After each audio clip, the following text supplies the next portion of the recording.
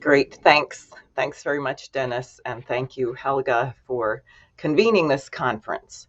When I was recently at the New York State Fair in Syracuse, I learned that the building of the Erie Canal led to a 40-fold increase in the population of Syracuse. Think about that. 40 times more people moved into that city of Syracuse in 10 years. And that 40-fold increase of population became more and more prosperous with the diverse market that the canal opened up, allowing transport of goods back and forth between New York City and Buffalo.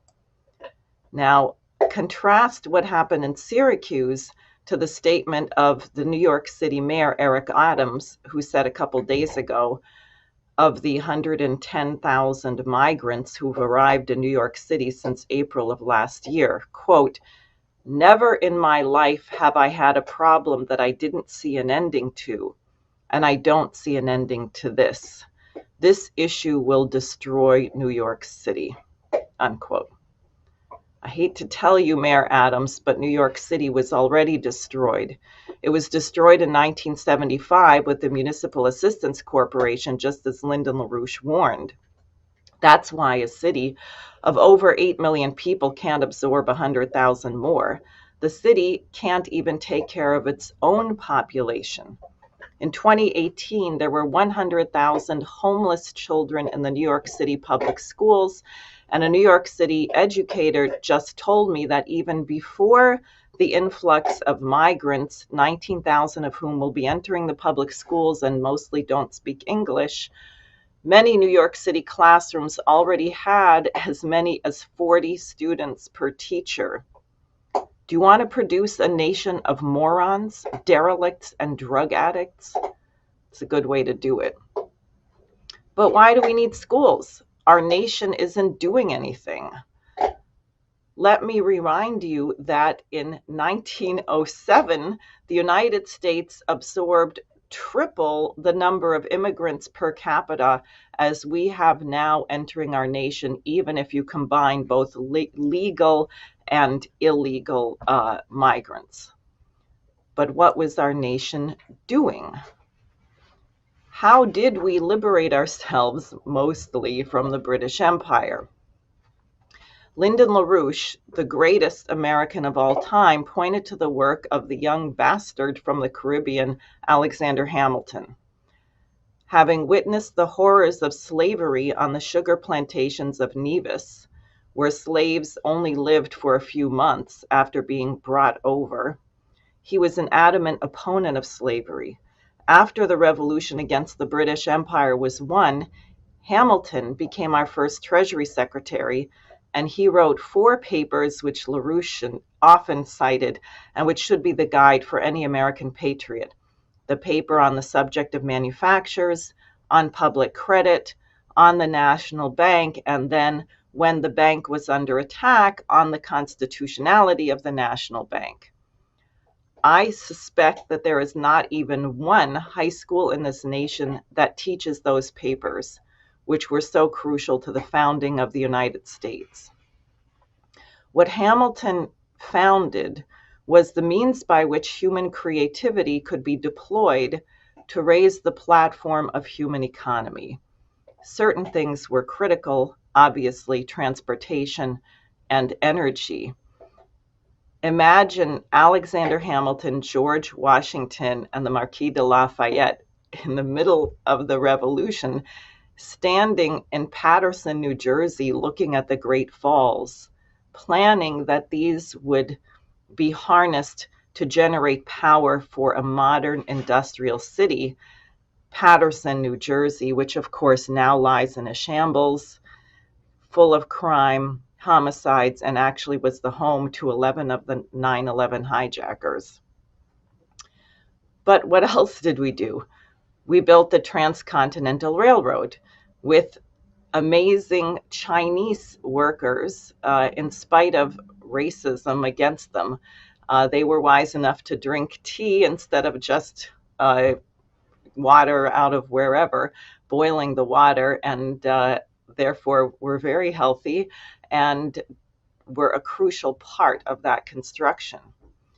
And the railroad was built in the middle of the British orchestrated misnamed Civil War, and the completion of it, and then the Centennial Exposition in Philadelphia in 1876, even after President Lincoln was assassinated by pro-British agents, inspired the world. American Civil War veterans went to Egypt to create an army and build the Suez Canal. Verdi wrote an opera celebrating the completion of this canal. Was the purpose of this just so we could loot Egypt? Was the Panama Canal built so we could loot Panama? The point is that Americans knew that we were still in a war against the British colonial system, and that eradicating poverty around the world, allowing more republics to flourish, not by invading and overthrowing their governments, but by allowing them to develop what LaRouche would call a full set economy, was the key. This would make it more difficult for the British Empire to run its destabilizing drug and slave running agenda. People say the British were the first to eradicate slavery. What about the British East India Company? So we suffered more assassinations. Garfield and McKinley, both staunch advocates for the development of the Transcontinental Railroad through to Ibero-America.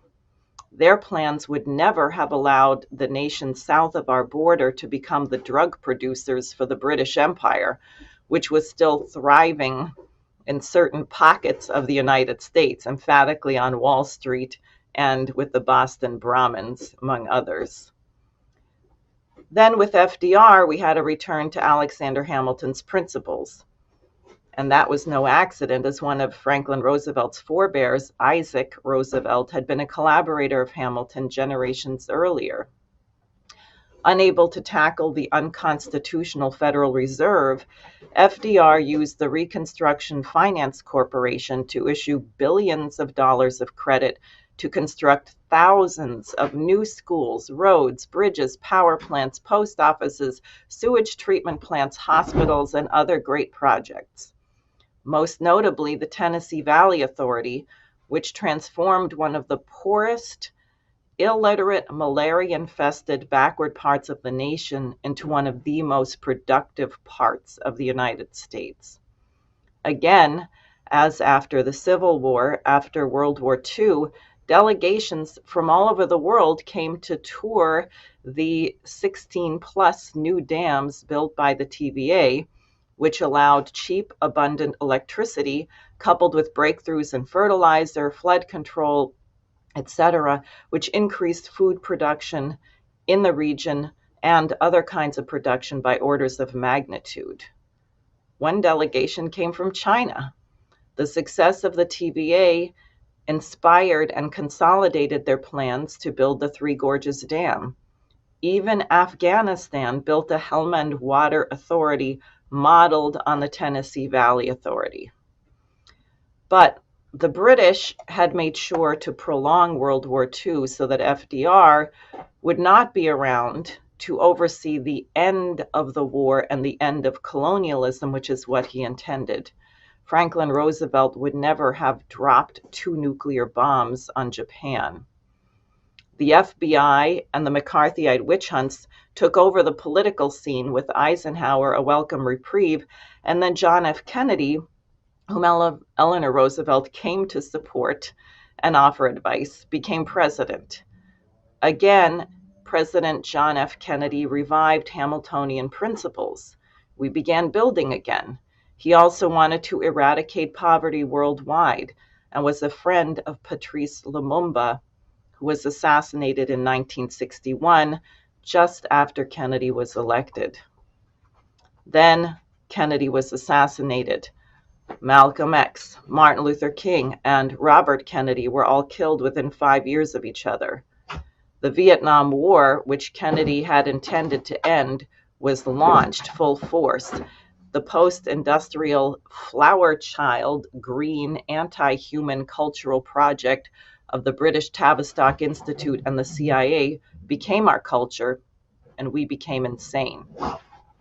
Just at that time, Lyndon LaRouche began recruiting a hard core of moral intellectual elites at American universities and later internationally. He decided in 1976 that he had to run for president of the United States. And by 1983, he was Ronald Reagan's back channel to the Soviet Union on the matter of strategic defense. The Soviets rejected LaRouche and Reagan's proposal to jointly develop laser weapons against nuclear missiles, and the Soviet Union therefore collapsed economically, just as LaRouche warned they would.